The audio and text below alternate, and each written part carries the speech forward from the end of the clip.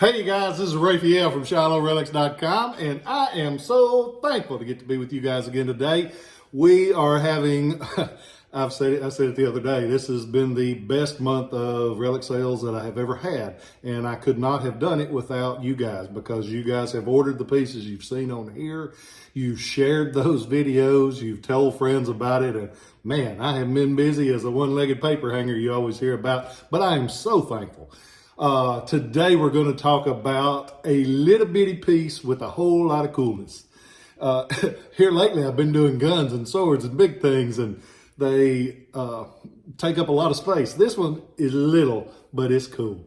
There was a cat that we often hear about. Matter of fact, one of the last videos I did was on Christian Sharps. And Sharps is best known for that carbine that he made, the carbines and the rifles that bears his name, the Sharps rifle, Sharps carbine. But he also made a little gun, a neat little gun too.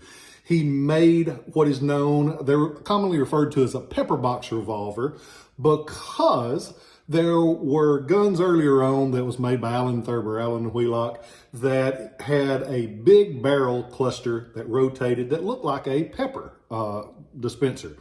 And hence they got the name Pepperbox, meaning a smaller gun that fired multiple cartridges, and they had the cylinder that rotated. Christian Sharp says, that's a lot of extra work. We could do the same thing if we just had a way to rotate the hammer. He didn't get the hammer to rotate, but on the hammer, he actually put a little device like this, that when you cocked the hammer back, that rotated and it would strike the different cylinders. The Sharps Pepperbox has 4 cylinders, 2 on top of each other, and they're various calibers. You'll see them in 22 caliber, you'll see them in 30 caliber, and you'll see them in 32 caliber. In short and long cartridges, they look basically the same on the Sharps ones. There is a iron frame version that's made by Sharps and Hankins. A little bit different variations, generally a little bit bigger, but we're going to talk about these today because they are neat. They've got a brass frame on almost all of them.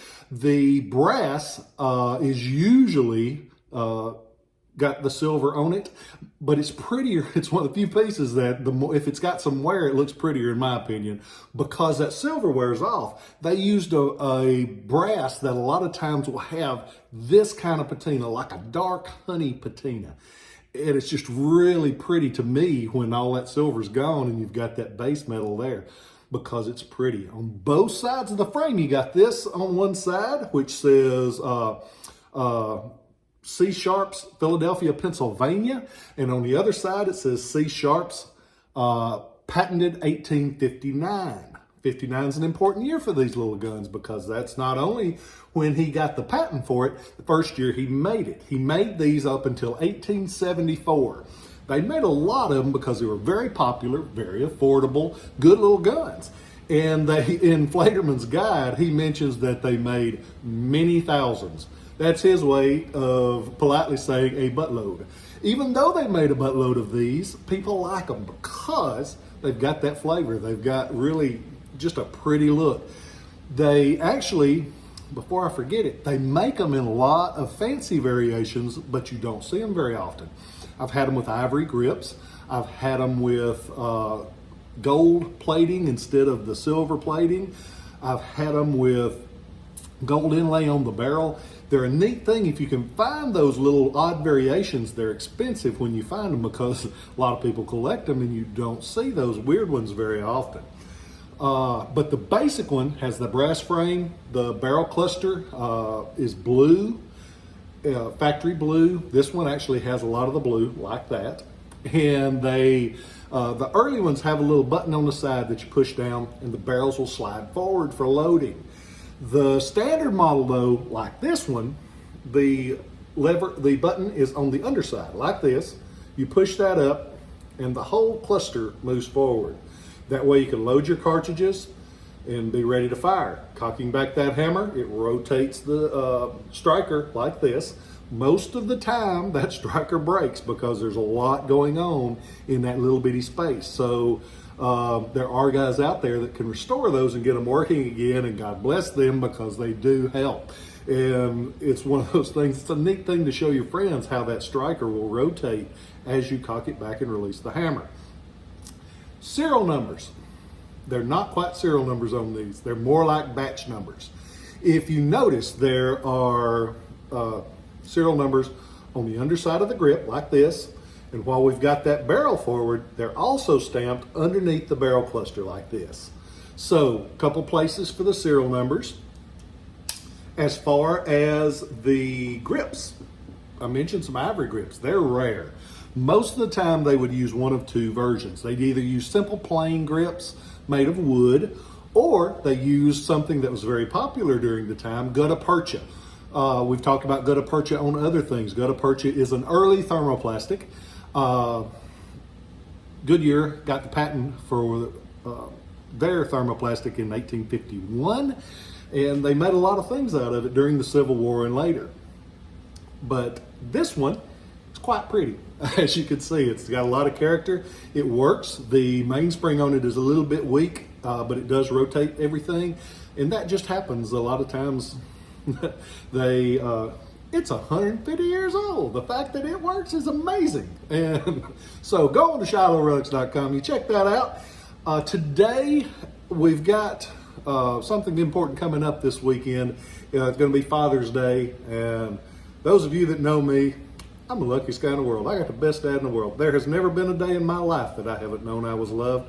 And I was told it. My dad, he's a man's man. He worked cutting trees at the power company. He worked hard. But there wasn't a day in my life that when we went to bed, we didn't say, I love you. And I am so grateful because I didn't realize that didn't happen all the time. My dad was never afraid to tell me or anybody else that if he loved them, he loved them. And that has made a big influence on me. And that's why I tell you guys almost every video, hopefully every video, that I love you and I appreciate all that you do. And I appreciate you guys that are working to make this world a better place. But hi, Pop, I love you with all my heart. And I am the luckiest guy in the world to get to call you my dad. If there's anybody in the free world I could call my dad, I wouldn't want it to be anybody but you. I hope you guys are doing well. And that brings me to another point. I talked to a dear friend of mine the other day. And he's the same age as my dad, but he never had any biological children, and that brings me to my point. If there is somebody out there that you know that never had children, a lot of folks, it just ain't right for them. They don't, for one reason or another, it just doesn't hit.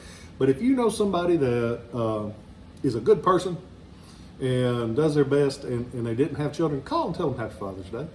It ain't got to be your dad to say Happy Father's Day. It's a generic term, and you can use it anytime you want to. Because I will be calling him and a couple of other friends of mine that have been very influential in my life. And I'm lucky to have the dad I got. But there were 3 or 4 guys in my life that I would have been proud to have called dad. So take a chance. Take a chance. Hell, take a second and a chance. Take a second chance and call somebody and tell them Happy Father's Day. Because that's a hard day in case... I can imagine that it would be a hard day if you didn't have somebody calling and saying Happy Father's Day. I am very fortunate. I am very fortunate for each one of you that take time to watch these, to share them. You've been a blessing in my life, and I do not take it for granted. I hope you guys are well. I hope you have the best Father's Day ever. If you're a mother, I hope you had a good Mother's Day. And I'm going to let you go because I'm going to go finish up here and I'm going to go home and see my daughters. Best thing in my life. I love them. They're crazy, but I love them. I'll catch you next time. I love y'all.